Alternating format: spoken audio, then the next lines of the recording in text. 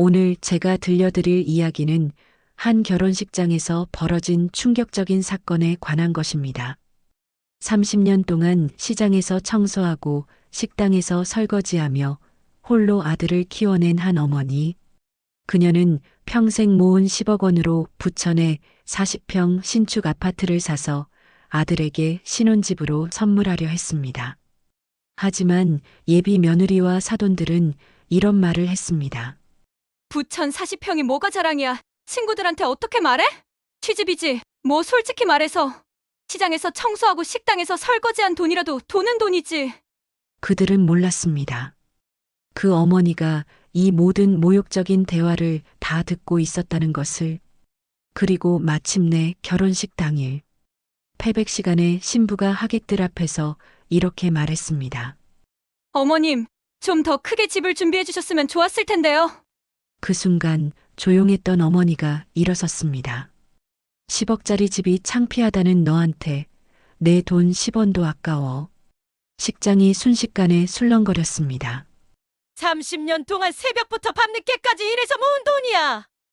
결혼은 조건이 아니라 존중이야. 그리고 마지막 한마디. 이 결혼 취소합니다. 과연 무슨 일이 벌어진 걸까요? 왜 이 어머니는 아들의 결혼식을 직접 취소시켰을까요? 그리고 이 사건이 그 가족에게 어떤 변화를 가져다 주었을까요? 지금부터 들려드릴 이 놀라운 이야기, 끝까지 들으시면 진정한 모성애와 자존심의 가치에 대해 깊이 생각해 보게 될 겁니다. 오늘의 이야기 시작합니다. 그 전에 잠깐 구독과 좋아요 눌러주시면 큰 힘이 됩니다. 영상 속 인물과 장소는 가명으로 재구성하였습니다. 새벽 5시 알람이 울리기 전에 눈이 떠집니다. 30년째 반복되는 일상이죠.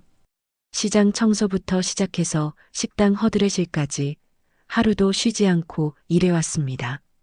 손은 거칠어졌지만 마음만큼은 늘 단단했어요. 차가운 바닥에 발을 디디며 일어났습니다. 겨울이든 여름이든 상관없이 새벽부터 나가야 하는 일이었거든요. 시장 상인들이 오기 전에 미리 청소를 마쳐야 했으니까요. 빗자루를 들고 나가면서 언제나 같은 생각을 했습니다. 도윤이만 잘 되면 돼. 시장 청소가 끝나면 바로 식당으로 달려갔어요. 점심시간 전에 설거지와 재료 손질을 도와드려야 했거든요. 사장님은 좋은 분이셨지만 일은 일이었습니다. 빠르고 정확하게 해내야 했어요. 손님들이 많이 오는 날에는 오후 4시까지도 일했습니다. 도윤아, 밥 먹고 가. 집에 돌아와서 아들을 부르며 김치찌개를 끓였습니다. 한도윤, 제 아들이자 제 전부예요. 28살이 된 지금도 여전히 제게는 어린아이 같습니다. 아버지 없이 키운 게 미안하지만 그래도 이렇게 훌륭하게 자라줘서 고마웠어요. 도윤이가 대기업에 취직했을 때는 정말 눈물이 났습니다. 면접 보러 가는 날 새 정장을 사입혀주며 얼마나 떨렸는지 몰라요. 합격 발표가 나던 날 밤 도윤이가 전화로 엄마 됐어 라고 외쳤을 때 저는 주저앉아서 울었습니다. 그동안의 모든 고생이 다 보상받는 기분이었거든요. 내가 고생한 보람이 있네. 혼자서 중얼거리며 눈물을 닦았어요. 30년 동안 단 하루도 쉬지 않고 일한 보람이 있었습니다. 이제 도윤이는 자신의 힘으로 살아갈 수 있게 되었으니까요. 그런 도윤이가 최근에 여자친구가 생겼다고 했어요. 서유진이라는 이름의 아가씨였습니다. 사진을 보여줬는데 정말 예뻤어요. 세련되고 깔끔한 모습이 도윤이와 잘 어울려 보였습니다. 하지만 왠지 모르게 마음 한구석이 불편했어요. 엄마, 오늘 유진이 집에 와도 될까? 도윤이가 조심스럽게 물어봤을 때 저는 웃으며 대답했습니다. 그래, 데려와.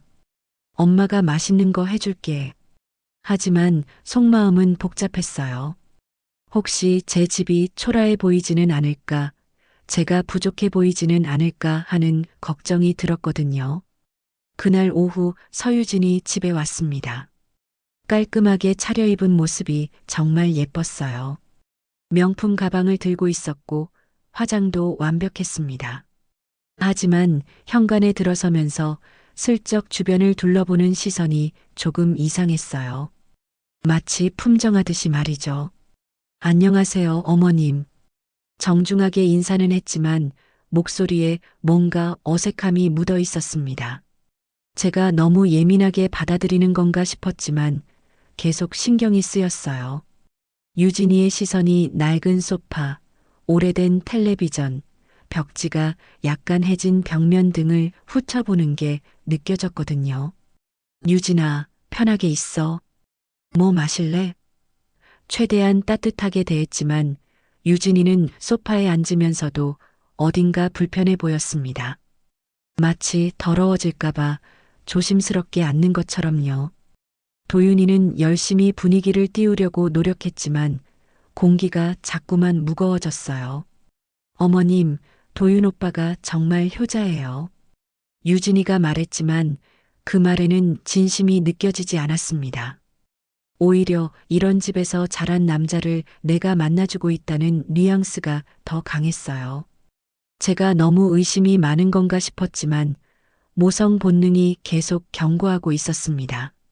며칠 뒤 상견례 자리가 잡혔어요. 서경호 씨와 방정숙 씨, 유진이의 부모님을 만나는 날이었습니다. 제가 가진 옷 중에서 가장 괜찮은 걸 골라 입었는데도 왠지 초라해 보이는 것 같았어요. 거울을 보며 한숨을 쉬었습니다. 하지만 마음만큼은 당당했어요. 제 아들을 제대로 키웠다는 자신감이 있었거든요. 상견례 장소는 강남의 한 호텔 레스토랑이었습니다. 유진이 부모님이 정한 곳이었어요. 분위기부터가 압도적이었습니다. 웨이터들의 정중한 서비스, 값비싼 인테리어, 그리고 메뉴판에 적힌 가격들까지 제가 평생 와본 적 없는 곳이었어요. 서경호 씨와 방정숙 씨가 들어왔을 때 저는 그들의 옷차림부터 위축되었습니다. 명품으로 온몸을 두른 모습이 제 옷차림과는 차원이 달랐거든요. 아, 도윤이 어머님이시군요.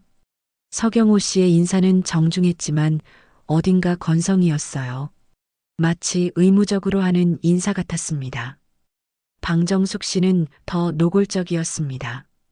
제 옷차림부터 시작해서 말투, 행동 하나하나를 관찰하는 듯한 시선을 보냈거든요.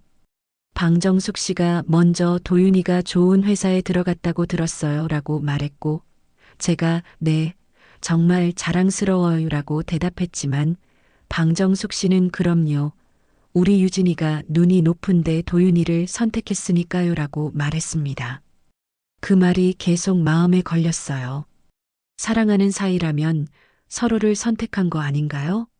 왜 일방적으로 유진이가 도윤이를 선택해 준 것처럼 말하는 걸까요? 식사하는 내내 불편한 기분이 들었습니다. 그날 밤 잠자리에 들면서 혼잣말이 나왔어요. 결혼은 사람만 보면 되는 줄 알았지. 하지만 현실은 그렇지 않은 것 같았습니다. 뭔가 복잡하고 어려운 일들이 기다리고 있는 것 같아서 마음이 무거워졌어요. 결혼 준비가 본격적으로 시작되면서 진짜 문제들이 드러나기 시작했습니다. 유진이와 방정숙 씨는 매번 만날 때마다 새로운 요구사항을 들고 왔어요. 처음에는 예식장 문제였습니다. 어머님, 이 예식장은 좀 아닌 것 같아요. 유진이가 제가 알아본 예식장 자료를 보며 말했습니다. 친구들이 다 강남 쪽에서 하는데 여기는 너무 말끝을 흐렸지만 의미는 분명했어요. 제가 알아본 곳은 집 근처에 괜찮은 예식장이었는데 유진이 눈에는 촌스럽게 보였나 봅니다. 그래, 그럼 다른 데를 알아볼까? 아들의 결혼이니까 최대한 맞춰주려고 했습니다. 하지만 유진이가 원하는 예식장들은 하나같이 제가 생각했던 것보다 훨씬 비쌌어요. 웨딩홀 대여비만 해도 제가 생각했던 것의 3배가 넘었습니다. 30년 동안 모은 돈이지만 아들 결혼이니까 아깝지 않다고 생각했어요. 역시 어머님이 센스가 있으시네요. 방정숙 씨가 비싼 예식장을 보고 만족스러워했습니다. 하지만 그 말도 진심으로 칭찬하는 게 아니라 당연히 이 정도는 해야 한다는 뉘앙스였어요. 제가 돈을 쓸 수 있다는 걸 확인한 것 같은 기분이 들었습니다. 그런데 예식장만이 아니었어요. 혼수 준비할 때도 마찬가지였습니다. 요즘 시대에 이런 걸로는 방정숙 씨가 제가 준비한 혼수 목록을 보며 혀를 찼어요. 좀 더 품격 있게 해야 하지 않을까요? 제가 나름대로 정성껏 준비한 목록이었는데 하나같이 부족하다는 반응이었습니다. 가전제품부터 시작해서 침구류, 주방용품까지 모든 게 더 비싸고 좋은 걸로 바뀌어야 했어요. 이 브랜드는 좀, 이 정도 가격이면 너무 저렴한 거 아닌가요? 매번 이런 말들을 들으니 제가 준비한 모든 것들이 초라해 보였습니다. 가장 큰 문제는 신혼집이었습니다. 제가 30년 동안 모은 돈으로 부천에 사놓은 40평 신축 아파트가 있었어요. 10억 원이나 하는 집이었습니다. 매일 새벽부터 밤늦게까지 일해서 모은 돈으로 산 집이었죠. 제 나름대로는 정말 큰 선물이라고 생각했어요. 부천이라니. 방정숙 씨가 실망스러운 표정을 지었습니다. 강남은 안 되나요? 요즘 젊은 사람들이 부천까지 가서 살기에는. 유진이도 옆에서 고개를 끄덕였어요. 출근하기도 불편하고 친구들 만나기도 어렵고 강남은 좀. 제가 당황스럽게 말했습니다. 이 집도 10억이 넘는데 제게는 정말 큰 돈이었거든요. 30년 동안 한 푼 두 푼 모아서 겨우 마련한 돈이었어요. 10억으로 강남에서는 아무것도 못해요, 어머님. 유진이가 태연하게 말했어요. 도윤 오빠도 그렇게 생각하죠? 도윤이는 대답하지 못하고 있었습니다. 어머니와 여자친구 사이에서 점점 힘들어하는 게 보였어요. 유진아, 우리 형편을 생각해야지. 도윤이가 조심스럽게 말했지만 유진이는 시큰둥한 표정이었습니다. 오빠는 항상 그런 식으로 말해요. 결혼은 한 번인데 왜 항상 돈 걱정만 해요? 그날 밤 도윤이가 조심스럽게 말했습니다. 엄마, 유진이 부모님이 좀 까다로우시긴 한데 이해해 주세요. 아들의 입에서 나온 말이지만 왠지 서글퍼졌어요. 제 아들이 점점 작아지고 있는 것 같았거든요. 결혼식이 한 달 앞으로 다가온 어느 날 저는 신부 대기실에서 충격적인 일을 겪게 되었습니다. 웨딩드레스 마지막 피팅을 확인하러 갔다가 우연히 유진이와 방정숙 씨의 대화를 듣게 된 거예요. 엄마, 정말 답답해 죽겠어. 유진이의 목소리가 들렸습니다. 문이 살짝 열려 있어서 들리는 소리였어요. 경기도 40평이 뭐가 자랑이야. 친구들한테 어떻게 말해? 그러게 말이야. 부천이라니. 방정숙 씨의 목소리도 들렸습니다. 그래도 참아야지. 도윤이 아니면 누가 너랑 결혼해 주겠어? 내 나이도 이제. 제 가슴이 철렁 내려앉았습니다. 몰래 엿듣는 게 맞지 않다는 걸 알면서도 발이 떨어지지 않았어요. 더 충격적인 말들이 계속 이어졌거든요. 취집이지 뭐. 솔직히 말해서. 유진이가 웃으며 말했어요.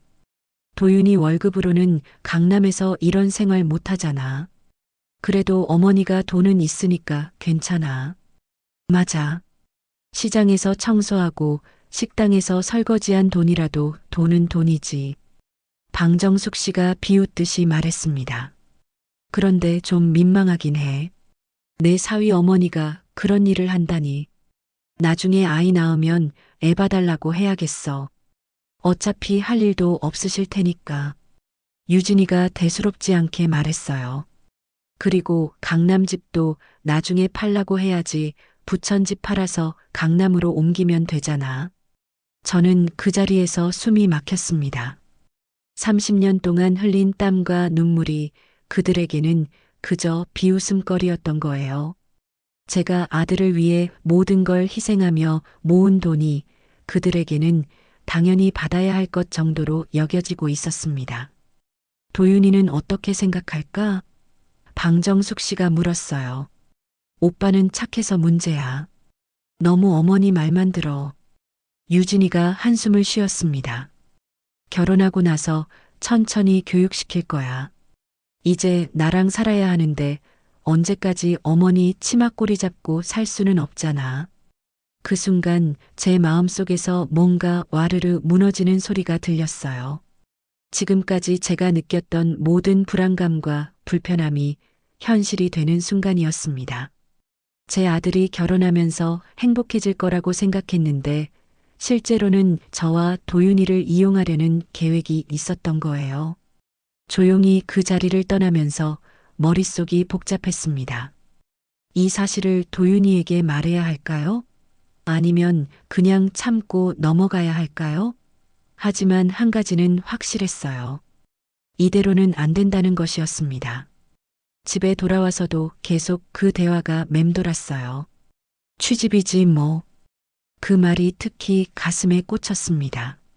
제 아들이 사랑해서 결혼하는 게 아니라 경제적인 이유로 선택받은 거였던 거예요.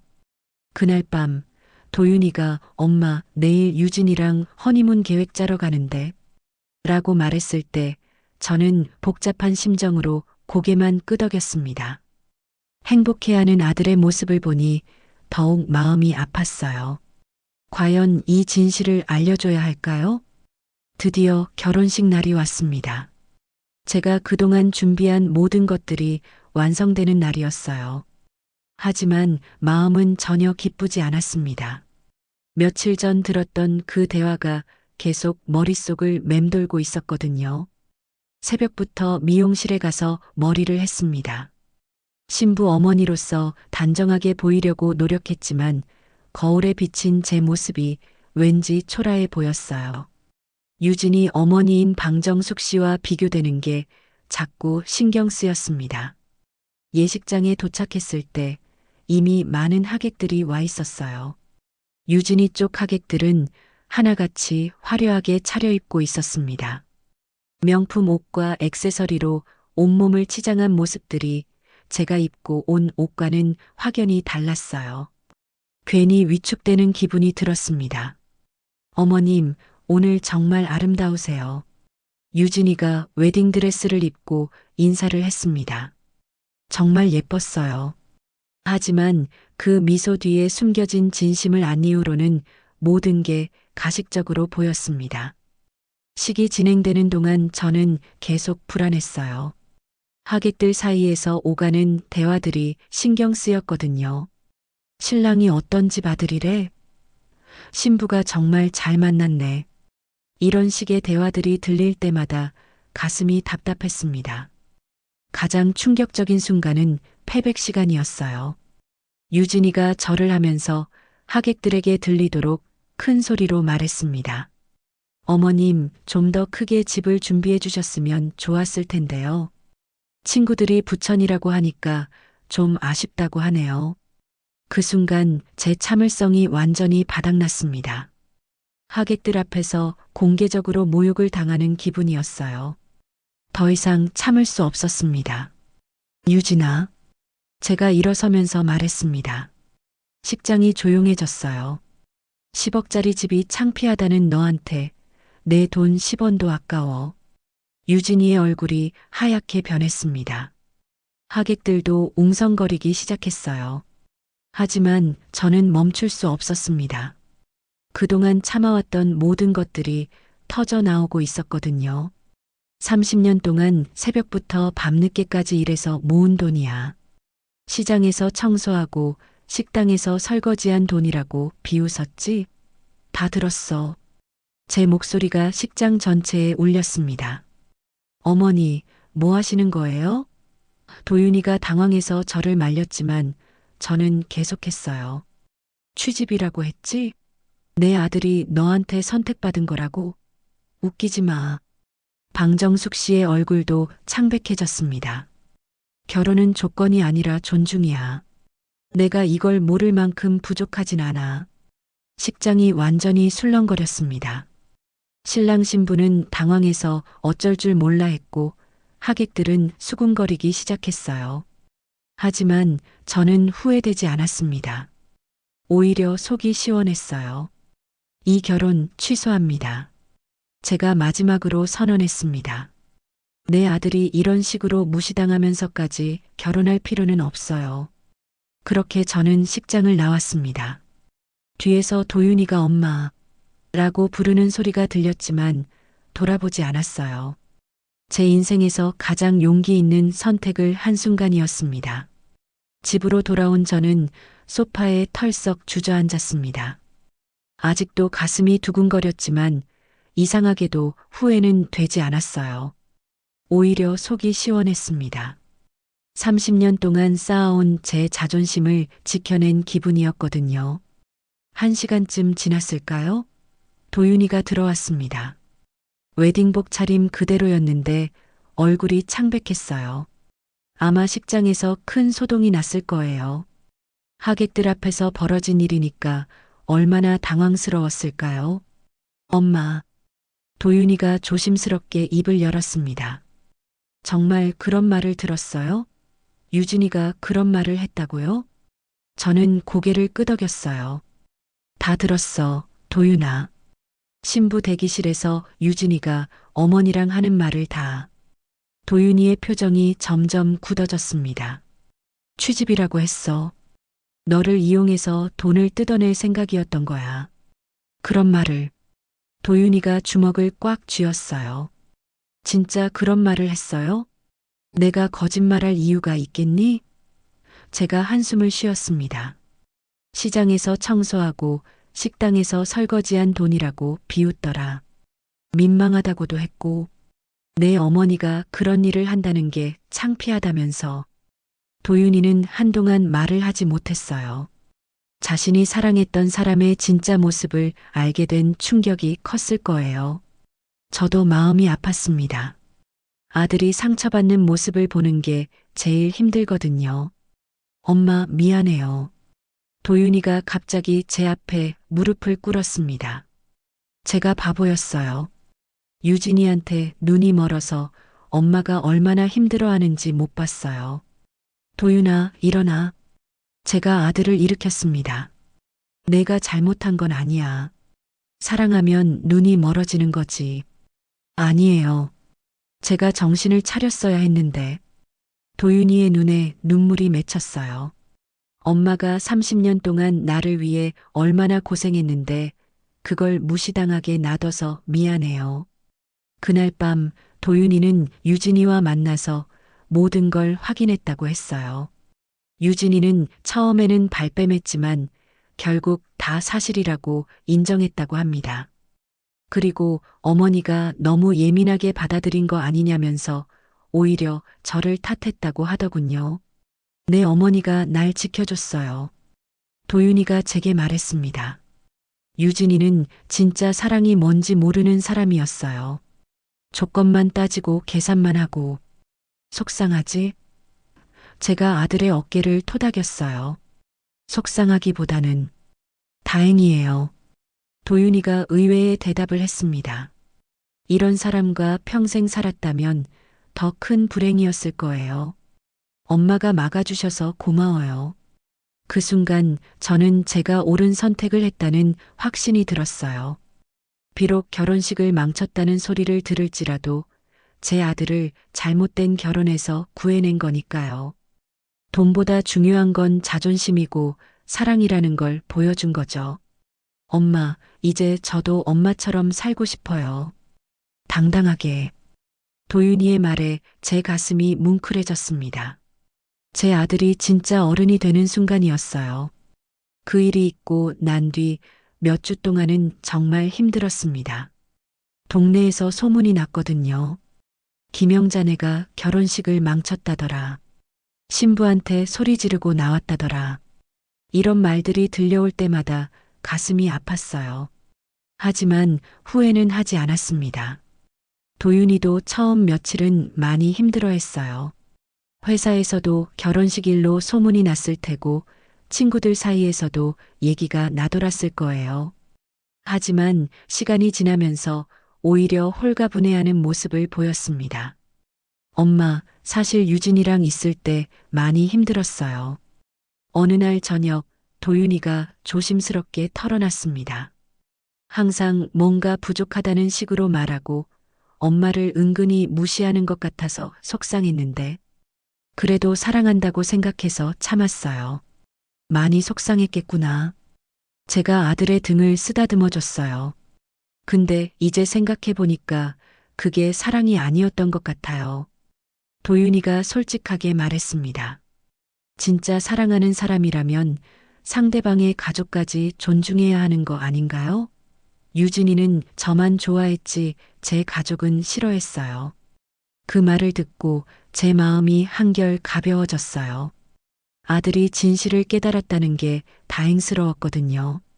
비록 아픈 경험이었지만 이제 더 성숙한 사람이 된 것 같았습니다. 엄마가 저를 지켜주셨어요. 도윤이가 제 손을 잡았습니다.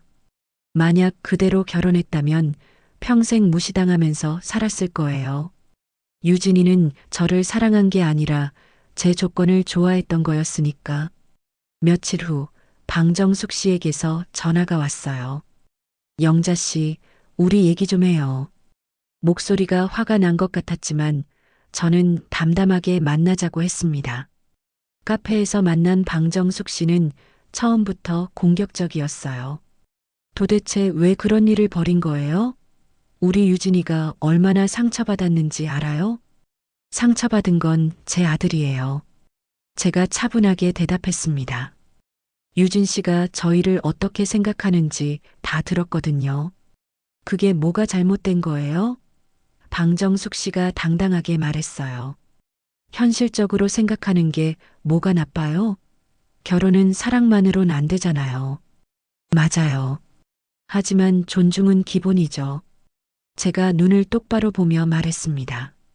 제가 어떤 일을 하든 그건 제 아들을 키우기 위해서였어요. 그걸 비웃을 권리는 아무한테도 없어요. 방정숙 씨는 할 말이 없어 보였어요. 아마 제가 이렇게 당당하게 나올 거라고 예상하지 못했나 봅니다. 그리고 유진 씨가 정말 도윤이를 사랑했다면 저도 가족으로 받아들였어야죠. 제가 마지막으로 말했습니다. 가족을 무시하는 사람과는 가족이 될 수 없어요. 그날 이후 더 이상 연락은 없었어요. 아마 그쪽에서도 포기한 것 같았습니다. 도윤이도 완전히 정리가 된 모습이었고요. 엄마, 이제 저도 엄마처럼 살고 싶어요. 당당하게. 도윤이의 이 말이 제게는 가장 큰 선물이었습니다. 제 아들이 진짜 어른이 되었다는 증거였거든요. 3년이 흘렀습니다. 그 일이 있고 난 뒤 제 삶은 완전히 달라졌어요. 처음에는 혼자가 된 도윤이가 걱정되었지만 오히려 아들이 더 밝아진 모습을 보며 안심할 수 있었습니다. 도윤이는 그 일을 계기로 더욱 단단한 사람이 되었어요. 회사에서도 인정받고 있었고 무엇보다 자신감이 생겼습니다. 엄마가 보여준 용기 덕분에 저도 당당해졌어요 라고 말할 때마다 뿌듯했어요. 그리고 1년 전 도윤이가 새로운 사람을 만났다고 했습니다.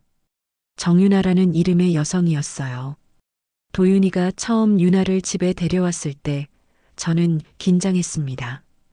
또다시 유진이 같은 일이 벌어질까봐 걱정되었거든요. 하지만 윤아는 달랐어요. 문을 열어주자마자 정중하게 인사를 했고 제가 준비한 소박한 음식도 맛있다며 진심으로 좋아했습니다. 무엇보다 제 일을 부끄러워하지 않았어요. 어머님 정말 대단하세요. 혼자서 도윤이를 이렇게 훌륭하게 키우시다니. 윤아의 말에는 진심이 담겨 있었습니다. 저도 어머님처럼 강한 사람이 되고 싶어요. 윤아는 초등학교 교사였어요. 아이들을 가르치는 일을 하면서도 항상 겸손했고 무엇보다 도윤이를 진심으로 사랑하는 게 보였습니다. 조건이나 계산 없이 순수하게 사람을 좋아하는 모습이었어요. 엄마, 이번에는 정말 확실해요. 도윤이가 유나와의 결혼을 얘기했을 때 저는 마음 놓고 축복해 줄 수 있었습니다. 유나는 저희 가족을 진짜 가족으로 받아들였거든요. 결혼 준비 과정도 전혀 달랐어요. 유나는 어머님이 부담스러우시면 안 해도 돼요라고 말했고 모든 일을 함께 상의하며 결정했습니다. 예식장도 집 근처의 소박한 곳으로 정했고 혼수도 필요한 것들만 간단히 준비했어요. 어머님의 마음이 제일 중요해요. 유나가 말했을 때 제 눈에서 눈물이 났습니다. 이런 며느리를 만나게 해준 하늘에 감사했어요. 결혼식 날도 정말 행복했습니다. 하객들이 많지는 않았지만 모두가 진심으로 축복해주는 분위기였어요. 유나는 패백을 드리면서 어머님 평생 잘해드릴게요. 도윤이를 이렇게 훌륭하게 키워주셔서 감사해요라고 말했습니다. 지금 저희는 부천의 그 집에서 함께 살고 있어요. 유나가 이 집이 정말 좋아요. 어머님의 정성이 느껴져요라고 말해줘서 더욱 애착이 생겼습니다. 몇 달 전에는 첫 손자도 태어났어요. 할머니, 젖병 주세요. 유나가 자연스럽게 저를 할머니라고 부르며 육아를 함께 하고 있습니다. 손자를 안고 있으면 이 모든 고생이 다 보람으로 느껴져요. 어느 날 저녁 가족들과 함께 저녁을 먹으면서 문득 생각했습니다. 그날 내가 멈춰서길 잘했어. 내 삶이 우습지 않다는 걸 알게 됐으니까.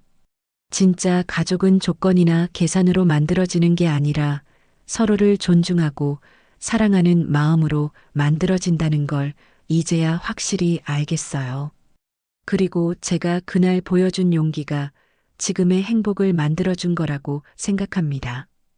오늘도 귀한 시간 내어 끝까지 시청해주신 구독자 여러분 진심으로 감사드립니다. 오늘의 이야기가 마음을 울렸다면 구독과 좋아요, 댓글 부탁드립니다.